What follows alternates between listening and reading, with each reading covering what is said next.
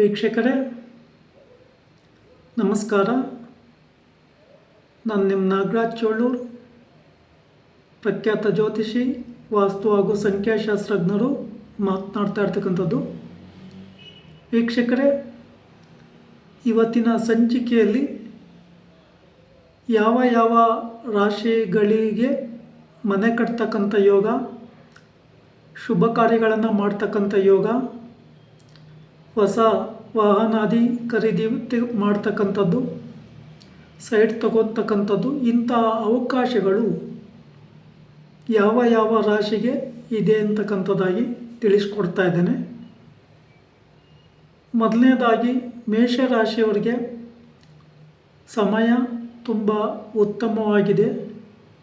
ಈ ರಾಶಿಯವರು ಯಾವುದೇ ಶುಭ ಕಾರ್ಯಗಳನ್ನು ಮಾಡಲಿಕ್ಕೆ ಆಗಲಿ, ಮನೆ ಕಟ್ತಕ್ಕಂಥದ್ದು, ವಾಹನ ತೆಗಿತಕ್ಕಂಥದ್ದು ಇತ್ಯಾದಿ ವಿಚಾರಗಳಿಗೆ ಶುಭಕರವಾಗಿ ಇರೋದರಿಂದ ಈ ಅವಕಾಶವನ್ನು ಸರಿಯಾದ ರೀತಿಯಲ್ಲಿ ಸದ್ಬಳಕೆ ಮಾಡಿಕೊಳ್ಳಿ. ಹಾಗೆ ಕಟಕ ರಾಶಿಯವರಿಗೆ ಸಮಯ ಚೆನ್ನಾಗಿದೆ, ಬಟ್ ಶನಿ ದೋಷಕ್ಕೆ ಮತ್ತು ನಾಗದೋಷಕ್ಕೆ ಪರಿಹಾರ ಮಾಡಿಕೊಂಡು ವಿವಾಹಾದಿ ಕಾರ್ಯಗಳು ಅಥವಾ ಹೊಸ ವ್ಯವಹಾರ ಇತ್ಯಾದಿಗಳಿಗೆ ಈ ಸಮಯವನ್ನು ಸರಿಯಾದ ರೀತಿಯಲ್ಲಿ ಸದ್ಬಳಕೆ ಮಾಡಿಕೊಳ್ಳಿ. ಮನೆ ಕಟ್ಟೋ ವಿಚಾರ ಆಗಿರ್ಬೋದು, ಬೇರೆ ವಿಚಾರಗಳಿಗೆ ಸಮಯ ಚೆನ್ನಾಗಿದೆ, ಅದನ್ನು ಸರಿಯಾದ ರೀತಿಯಲ್ಲಿ ಬಳಕೆ ಮಾಡಿಕೊಳ್ಳಿ. ಕನ್ಯಾ ರಾಶಿಯವರಿಗೆ ಸಮಯ ಉತ್ತಮವಾಗಿದೆ. ಈ ರಾಶಿಯವರು ಸ್ವಲ್ಪ ನಾಗದೋಷಕ್ಕೆ ಸಂಬಂಧಿಸಿದ ಪರಿಹಾರಗಳನ್ನು ಮಾಡಿಕೊಂಡು ವಿವಾಹಾದಿ ಶುಭ ಕಾರ್ಯಗಳನ್ನು ಮಾಡ್ತಕ್ಕಂಥದ್ದು ಅಥವಾ ಹೊಸ ಉದ್ಯೋಗ ವ್ಯಾಪಾರ ವ್ಯವಹಾರಗಳಿಗೆ ಕೈ ಹಾಕ್ತಕ್ಕಂಥದ್ದು ಅಥವಾ ವಿದೇಶ ಪ್ರಯಾಣಗಳಿಗೆ ಹೋಗ್ತಕ್ಕಂಥ ಅವಕಾಶಗಳಿರೋದ್ರಿಂದ ಈ ಅವಕಾಶಗಳನ್ನು ಸರಿಯಾದ ರೀತಿಯಲ್ಲಿ ಸದ್ಬಳಕೆ ಮಾಡಿಕೊಳ್ಳಿ. ನಾಗದೇವರಿಗೆ ಸಂಬಂಧಿಸಿದ ಪರಿಹಾರಗಳನ್ನು ಮಾಡಿಕೊಳ್ಳಿ. ಹಾಗೆ ವೃಶ್ಚಿಕ ರಾಶಿಯವರೆಗೂ ಸಹ ಗುರುಬಲ ಇರೋದರಿಂದ ವಿವಾಹಾದಿ ಶುಭ ಕಾರ್ಯಗಳು, ಮನೆ ಕಟ್ತಕ್ಕಂಥದ್ದು ಅಥವಾ ಹೊಸ ವ್ಯಾಪಾರ ವ್ಯವಹಾರಗಳನ್ನು ಮಾಡಲಿಕ್ಕೆ ಅವಕಾಶ ತುಂಬ ಚೆನ್ನಾಗಿದೆ.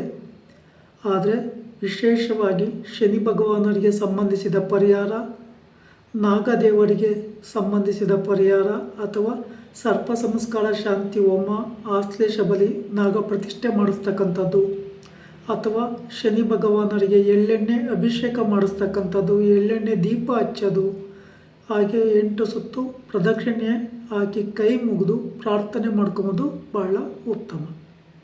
ಇನ್ನು ಮಕರ ರಾಶಿಯವ್ರಿಗೂ ಸಹ ಸಮಯ ತುಂಬ ಚೆನ್ನಾಗಿ ಇರೋದರಿಂದ ಹೊಸ ವ್ಯಾಪಾರ ವ್ಯವಹಾರಗಳನ್ನು ಮಾಡಲಿಕ್ಕಾಗಲಿ ಅಥವಾ ಮನೆ ಕಟ್ಟೋದಕ್ಕಾಗಲಿ ಅಥವಾ ವಿವಾಹಾದಿ ಶುಭ ಕಾರ್ಯಗಳನ್ನು ಮಾಡಲಿಕ್ಕಾಗಲಿ ಸಮಯ ಚೆನ್ನಾಗಿರ್ತದೆ.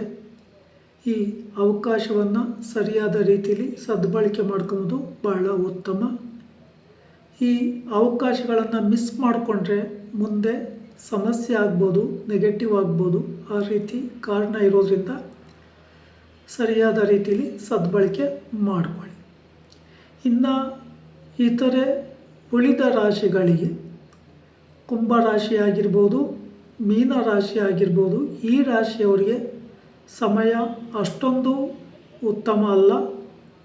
ಈ ರಾಶಿಯವರು ವಿಶೇಷವಾಗಿ 7ನೇ ಶನಿ ದೋಷ ನಡೀತಾ ಇರೋದ್ರಿಂದ ಶನಿ ದೋಷಕ್ಕೆ ಸಂಬಂಧಿಸಿದ ಪರಿಹಾರ ಹಾಗೂ ಸರ್ಪದೋಷ ಇರೋದರಿಂದ ಸರ್ಪದೋಷಕ್ಕೆ ಸಂಬಂಧಿಸಿದಂಥ ಪರಿಹಾರಗಳನ್ನು ಒಳ್ಳೆಯ ಪುಣ್ಯಕ್ಷೇತ್ರಗಳಲ್ಲಿ ಸರ್ಪ ಸಂಸ್ಕಾರ ಶಾಂತಿ ಹೋಮ, ಆಶ್ಲೇಷ ಬಲಿ, ನಾಗ ಪ್ರತಿಷ್ಠೆ ಮಾಡಿಸಿ ಪರಿಹಾರ ಮಾಡ್ಕೊಂಬೋದು ಬಹಳ ಉತ್ತಮ. ಹಾಗೆ ಗುರುಬಲ ಸಹ ಈ ರಾಶಿಗಳಿಗೆ ಇಲ್ಲದಲ್ಲೇ ಇರೋದ್ರಿಂದ ಗುರುವಾರಗಳಂದು ರಾಘವೇಂದ್ರ ಸ್ವಾಮಿ ಮಂದಿರ ಅಥವಾ ವಿಷ್ಣು ಮಂದಿರ ಅಥವಾ ಸಾಯಿಬಾಬಾ ಮಂದಿರದಲ್ಲಿ ಪೂಜೆ ಕೊಡ್ತಕ್ಕಂಥದ್ದು ಬಹಳ ಉತ್ತಮ.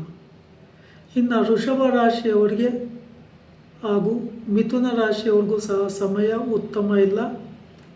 ಈ ರಾಶಿಯವರು ಎಲ್ಲ ವಿಚಾರ ವ್ಯವಹಾರಗಳಲ್ಲೂ ಹೆಚ್ಚಿನ ಜಾಗರೂಕತೆಯನ್ನು ವಹಿಸಿ, ಗುರುಬಲ ಇಲ್ಲದೇ ಇರೋದರಿಂದ ಗುರುವಾರಗಳಂದು ರಾಘವೇಂದ್ರ ಮಂದಿರ ಇಲ್ಲ ಸಾಯಿಬಾಬಾ ಮಂದಿರದಲ್ಲಿ ಅಥವಾ ವಿಷ್ಣುವಿನ ದೇವಸ್ಥಾನಗಳಲ್ಲಿ ಪೂಜೆ ಕೊಡೋದು ಬಹಳ ಉತ್ತಮ.